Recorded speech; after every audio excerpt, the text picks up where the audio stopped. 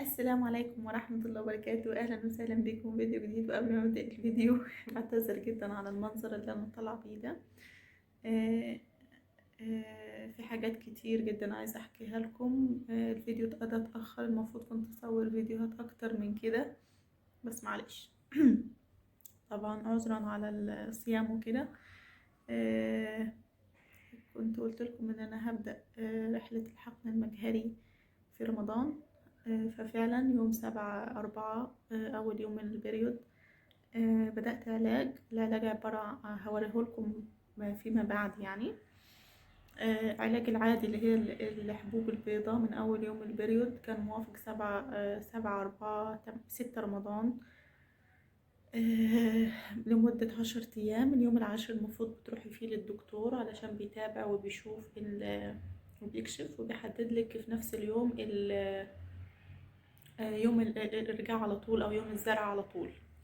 تمام. في ايه تاني حابة أقوله لكم؟ بس كان يوم 7/4 بدأت. كانت الأقراص البيضاء وفي نوع كده بتاع حساسية اسمه ابيكو بريد او سولو بريد اللي هتلاقيه، والاقراص البيضاء ونوع لبوس فقط لا غير، او اسبوسيد. دول بس اللي انا بدأت بيهم. استمريت لمدة 10 ايام. بعد ال10 ايام اليوم العاشر رحنا للدكتور اللي من القاهرة هنا، انا حاليا في القاهرة. وحدد لنا كان يوم احد، يعني اليوم ده كان يوم احد. قال لنا الاحد اللي بعده هيكون ان شاء الله الارجاع. مفيش اي كشوفات في النص، يا دوب زود لي بدل ما اني اخد قرص واحد من هي الاقراص البيضاء 3 مرات، لا كنت باخد قرصين 3 مرات في المرة يعني. تمام. وكمان زود لي من يوم الثلاث برونتوجيست، ويخلالي الارجاع بعدها باسبوع، يعني اليوم العاشر بعدها باسبوع، يعني كده اليوم 17. فاحنا طلبنا من الدكتور انه يكون دكتور احمد راجح هو اللي بيعمل ارجاع. قال بيجي يوم 2 وسبت و4، فاخر لنا الارجاع يوم، وقال تعالوا يوم 25 يوم الأربعاء 25/4 يوم الاثنين هيكون الدكتور موجود. إذا كان هو موجود ينزل يعمل لكم إرجاع عادي، مفيش مشاكل. ما كانش هو موجود هيشوفوا أي دكتور تاني الطبيعي. النهاردة اللي هو ده النهاردة الحمد لله عملنا إرجاع. قلت لكم قبل كده إن هما كانوا 4 أجنة. رجعنا 2 وجمدنا 2. التجميد سنة، لمدة سنة بيتكلف 1800 جنيه.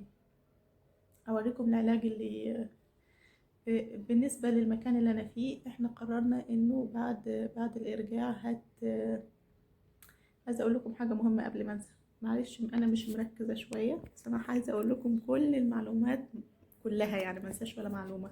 الارجاع بيكون من غير بنج، بتكون انتوا صاحيه بسيط ومفيهوش اي مشاكل خالص، وبتتحركي على طول، حتى مفيش ربع ساعه نوم.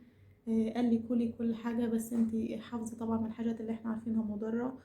المواد الحافظة والبيبسي والكلام ده كله. الأكل السبايسي طبعا الحاجات دي كلها أنا عارفاها. قال لي صلي وتعاملي عادي، اتحركي في البيت عادي. قال لي لو حابة تسافري سوهاج في مواصلة مريحة عادي، يعني تكون عربية مخصوص تمشي بالهداوة. تمام، مفيش أي مشاكل. التحليل هيكون بعد 15 يوم. في ايه تاني حابة اقوله لكم؟ احنا قررنا ان احنا نبات هنا. هو الدكتور قال لي عادي لو عايزة تروحي تمام. هنبات هنا في اوض. الاقامة ب200 جنيه لليلة واليوم يعني. كنت بقول اساسا الارجاع كان بدون بنج. خدت 10 دقايق، سهل يعني تتحمليه، مش هو اللي صعب.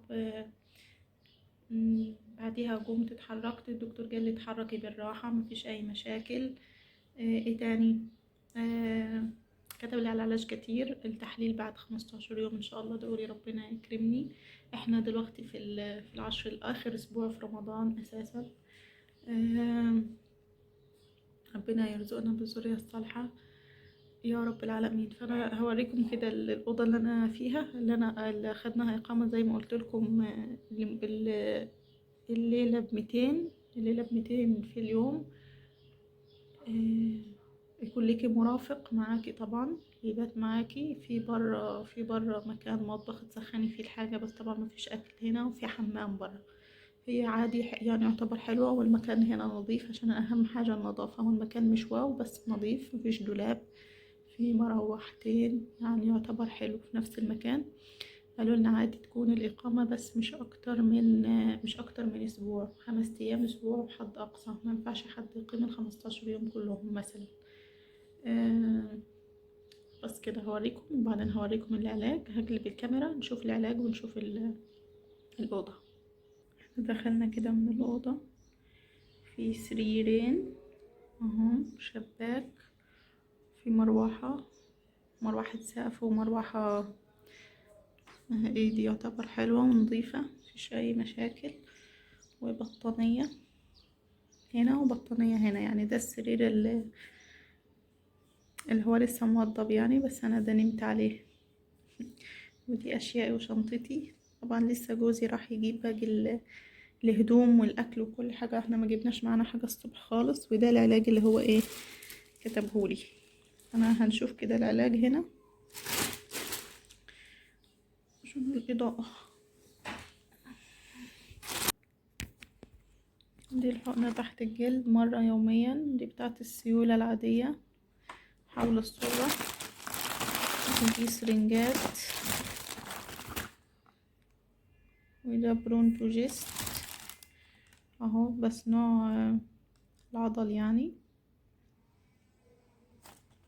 ده نوع مختلف عن اللي انا كنت بجيبه، غالبا بديل ليه او حاجة، بس نفس المادة الفعالة هو برونتوجيست كله. واسبوسيد ده انا كنت مستمر عليه من اول يوم البريود.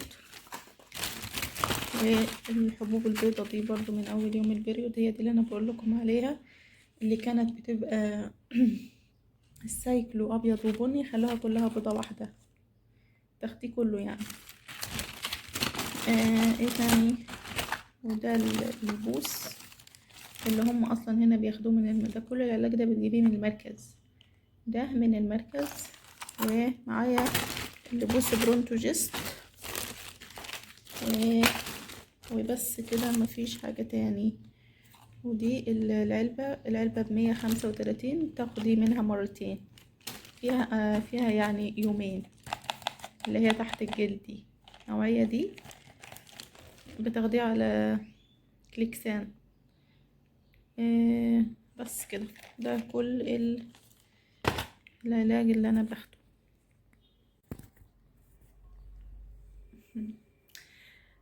بس كده. مش عارفة الفيديو هيتقفل على كده ولا لا. احتمال ان انا اصور لكم حاجة تاني وكل يبقى فيديو واحد في الاخر، مش هيبقى كذا فيديو. لما ينزل هنزله بعد النتيجة على طول، بعد ما اطمن ان شاء الله ربنا يكرمنا. في كل الأحوال لما ينزل الفيديو عايزاكم تدعولي، سواء إنه ربنا يكمل لي حملي أو إنه ربنا يصبرني ويعوضني خير. مش عارفة أنا بسجل الفيديو ده هيجي يوم من الأيام وأقول الحمد لله أنا خدت الخطوة دي، ولا إنه كنت أجلتها شوية ويا ريتني ما كنت خدت الخطوة دي. فإن شاء الله ربنا يجبر بخاطري بخاطر كل مشتاق. بالنسبة للصيام، الدكتور قال لي إنه الصيام عادي مفهوش أي مشاكل، بس هتخلي ليلك نهار ونهارك ليل، يعني من بعد المغرب هتفضلي صاحية لحد الفجر على اساس ان ده نهار، وتاكلوا وتشربوا فيه وكل حاجة. بالنسبة للنهار تفضلي نايمة على طول وما تتحركي، ما يعني ايه، تنامي كأنه الليل، وتخلي النهار الليل هو النهار بالنسبة لك، تتحركي فيه. وقال لي كمان لو عايزة تطبخي بس بهداوة، وتراعي شؤون بيتك بس بهداوة طبعا. بس هما هنا سايبين الدنيا على الله على الآخر.